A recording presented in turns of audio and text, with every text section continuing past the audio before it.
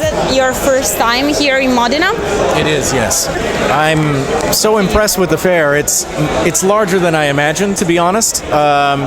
It's not quite as big as Essen in Germany, but it looks like a very large convention, and there are a wide diversity of kinds of games, and people are doing interesting experiments here. So I think it's a very, very nice event. We in Italy, we are seeing in those years a very great increasing of board games, and I think this is a phenomenon that you can see in the whole world, more or less. Which do you think is the reason of this increasing of the board games in a digital era?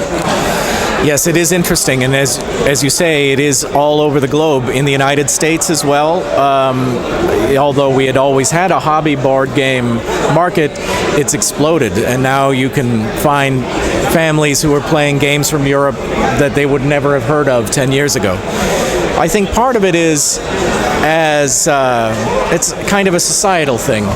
As people become more disconnected thanks to the digital era, things like board games that give people an opportunity and an excuse to interact personally, face to face, people miss that experience, and so board games are helping bring them together to do that. And the theme of Modena Play this year, 2016, is the Cold War, and we have your game, Twilight Struggle.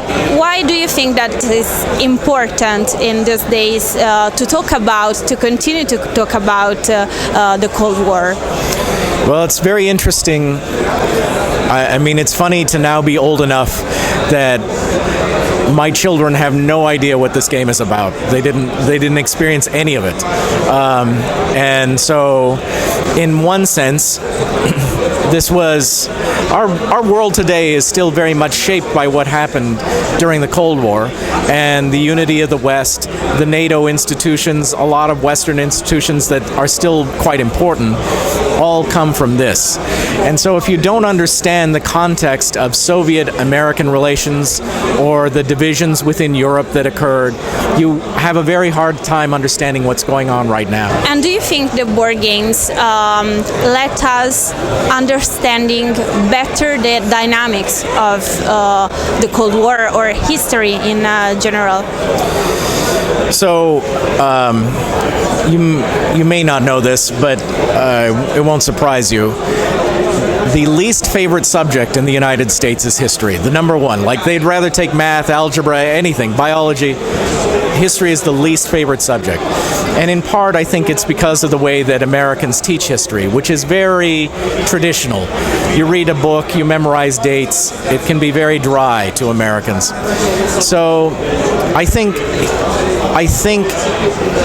people learn in a variety of different ways, but board games are one good way to teach history because the narrative of it, the story of it, unfolds in a board game, and people remember that experience more than if you just give them a book and ask them to memorize dates and names. Yeah, and you were saying that young people right now, they don't know nothing about the Cold War, but they know, unfortunately, about terrorism. And Labyrinth, for example, is a game that is based on this one, but in a different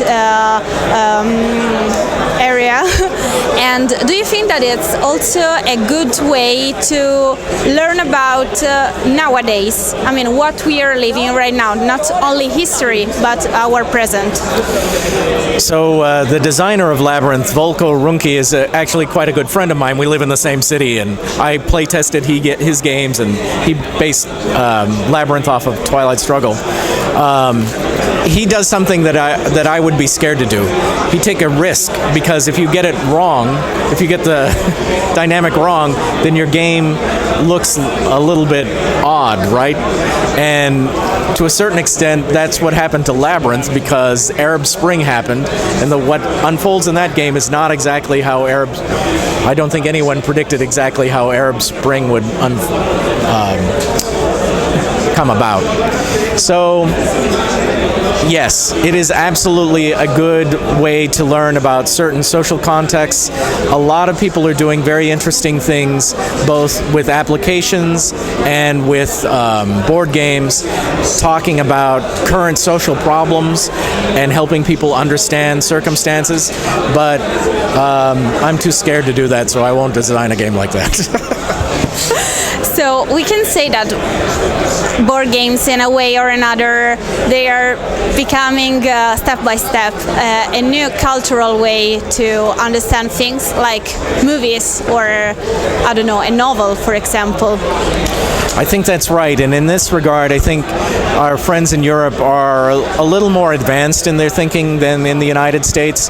I participated yesterday in the sort of cultural, intellectual portion of the convention, and while there's some of that in the United States, I think board games are still relegated as just an entertainment, even though they can serve a lot of other social functions. And can you talk about something you're working on right now? So as you know, most of my games have something to do with politics, and it's, you know, one of the 3 forbidden subjects to discuss. A German game company asked me to do a game on the other forbidden subject, religion. So next year is the 500th anniversary of Martin Luther's nailing the theses in Wittenberg, and so with one of my co-designers, I'm working on a game about the Catholics versus Protestants and the Reformation. Oh my God, in Italy it would be really worse than the Cold War. So.